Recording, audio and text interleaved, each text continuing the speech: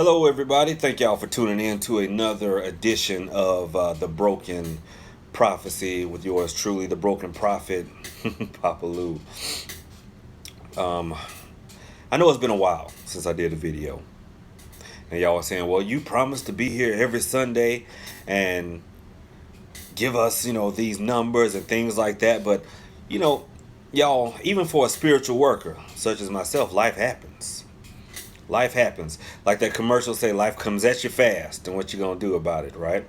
So I've been a little bit busy, and I'm too busy to get on here and a lot of my other social media, accounts or whatever. But and I wonder, on a side note, I wonder about these folks who are able to put out all this stuff all the time. I'm like, when are y'all doing some spiritual work or any kind of work? But that's neither here nor there. I'm not trying to spark some big internet feud, which seems to be prevalent nowadays and is actually pretty sad. But Spirit led me to log on here tonight as it is 10:56. I had to look at my clock there. It's 10:56 here in Georgia at night, 9 in the morning. But Spirit led me to come on here and do this video because this video is about spirits. See, I was sitting here watching The Exorcist. And y'all know that movie. And this is going to be quick. And I'll be honest because I have my dinner cooking in the other room and I'm hungry. Powerful hungry. But y'all know that movie, The Exorcist, right? It's about this little girl that gets possessed by a demon and the priests come and all that stuff. And I'm sitting here watching that. And Spirit wanted me to come and ask y'all, how many of y'all are possessed by a negative spirit right now? Right now, how many of y'all are possessed by a negative spirit? And no, I'm not talking about some preternatural, supernatural entity.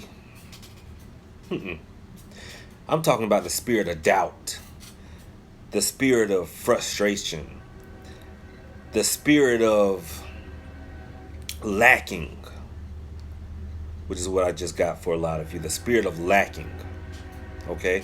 Because a lot of us are possessed with those negative spirits. And more importantly, we've allowed those spirits to come in, especially the spirit of lacking, because y'all have tuned in because y'all want Hoodoo, and you want Hoodoo to bring something into your life that you are lacking: money, love, notoriety, things like that.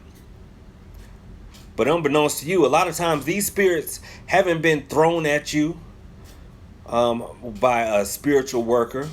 They haven't been thrown at you by an ex.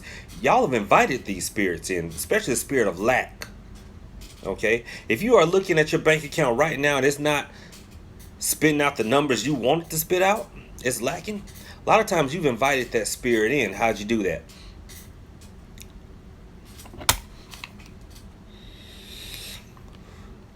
Through another evil spirit called complacency. The spirit of settling. See, some of you know that you're destined for abundance. We all could have abundance in our lives. Being able to look into your bank account and say, well, you know what? I think I'll go to Dubai today or next week or something like that. You can have that. But somewhere along the line, you've settled. And y'all know what I'm talking about. It was trained into you from an early age. Someone said, well, as long as your bills are paid, you're all right. As long as there's food in your cupboard, you okay. And you're sitting there right now with food in your cupboard and your bills are being paid, but still you know that it can be more. It can be more. Yeah, just because you got food in your cupboard don't mean it's the food you want, because there's a big difference between ramen noodles and steak and lobster, right? But we've grown complacent. We've settled for what is, and we've stopped dreaming about what could be.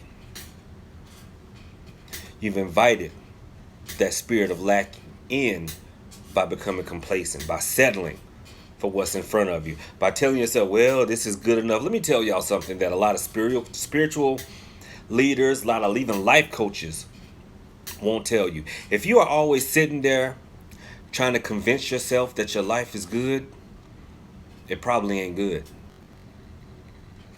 Okay? It's probably not.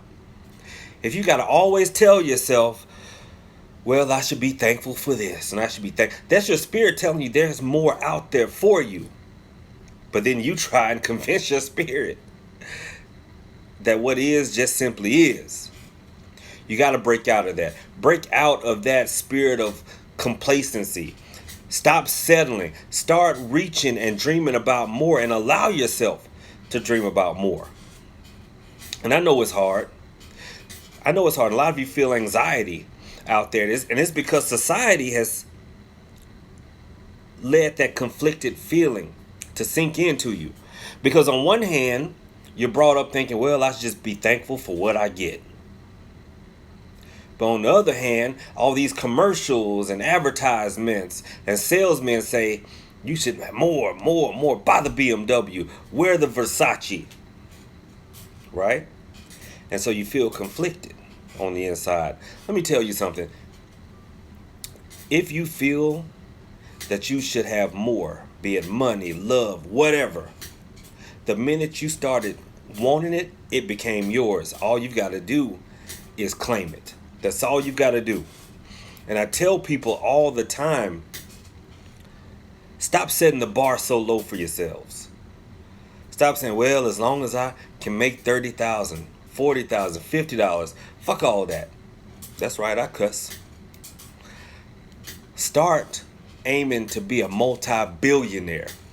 Because if you aim for that mark and bust your ass and don't make it, but if you just come close, you'll beat 99% of the folks out there who just settled into their humdrum lives.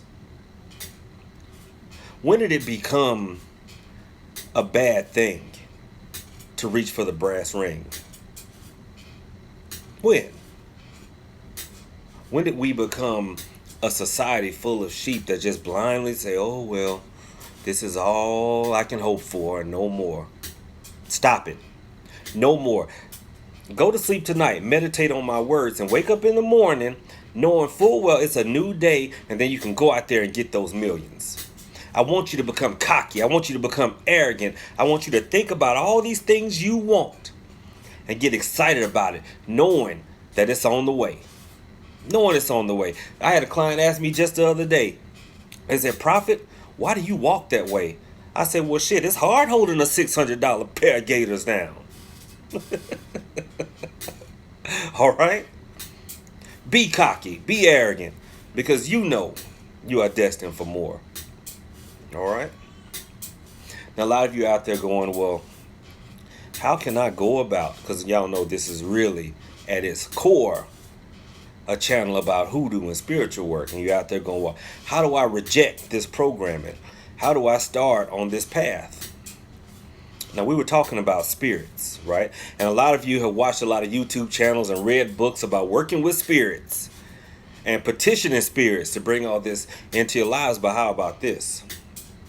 How about the fact that dwelling within you is a spirit? See, we've been taught to look outside of ourselves for salvation, but what about the spirit that dwells within you?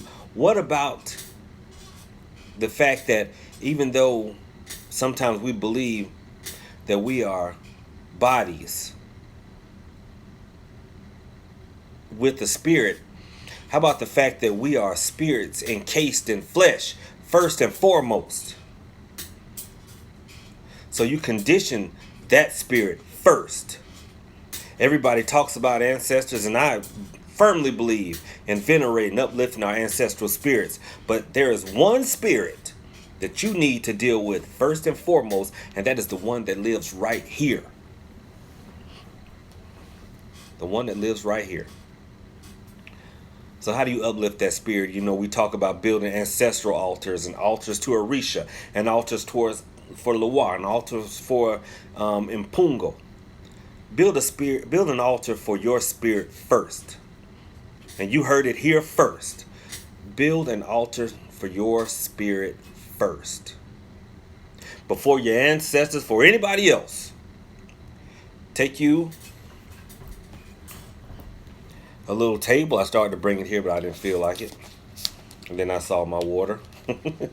That's right. Y'all are used to me having a beer, but I've turned over a new leaf and trying to be healthier. Even though I generally don't drink water, y'all know how I feel about water. I don't like drinking this stuff because fish fuck in it, so I don't want to drink it. But anyway, take you a small table, put your own picture right there, and start giving offerings to yourself, the things you want. If you want a new car, put you a little car there. If you want a new house, get you a little model house. If you want money in abundance, put you some coins and some dollar bills there. Uplift your own spirit. Light a candle. Build your own spirit up first. Start telling yourself that starting right now, all this stuff that I put in front of you are the things I want you to manifest in my life. You are speaking to yourself, because a lot of times it's you that's holding you back, whether you believe it or not. It's you that's keeping you from a successful relationship, because sometimes you are playing that flat out asshole. It's you that's keeping you from abundance because you are scared to jump from the ledge and take that risk. Or maybe you just can't get that ass to work on time and get that raise that you need. A lot of times it is us that gets us into the things that afflict us. We've just been taught that everything's on the outside. So if our salvation is outside, then our problem lies outside too. It's not just the fact that I'm an asshole. No. Everybody just can't accept me for the delicate and individual little snowflake that I am. Bullshit. A lot of times it's you. And a lot of times it's me. All right? So you're building that altar to yourself. Just like this one here.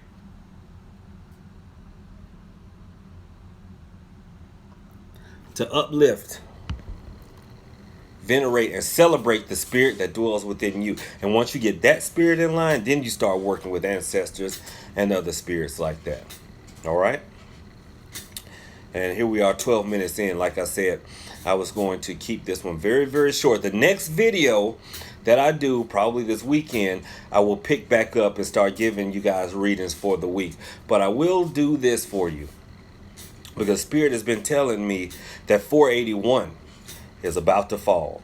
And some of y'all have been hitting me up on the back channel letting me know, well, you know, Prophet, that number you gave started falling. Y'all play 481. Okay?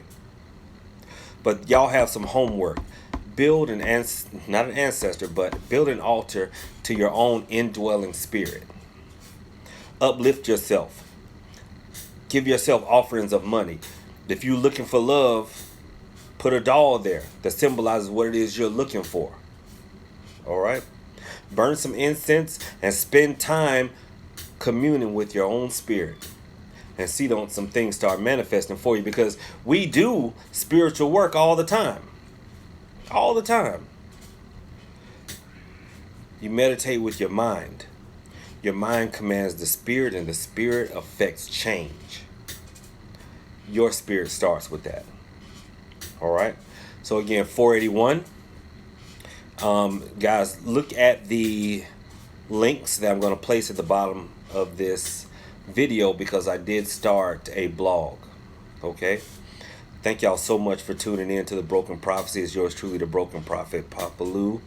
And I'm inviting you all to be broken with me, to break that shell that we think is protecting us, but it's really enclosing us. It's enclosing the spirit within and keeping it from flying. We will break that shell that says we will only talk a certain way. We will only act a certain way. We will only spend our money on certain things. And we will only be a certain way. Because the broken prophecy in essence says we will shed that shell so we will live as we were designed to live, not as how we were taught to live. All right? Thank you, my broken army. I appreciate y'all tuning in. Follow the links, like, comment, and subscribe. And if something here resonates with you, share it to somebody else you think that can benefit from it. Thank y'all so much. Y'all have a blessed night.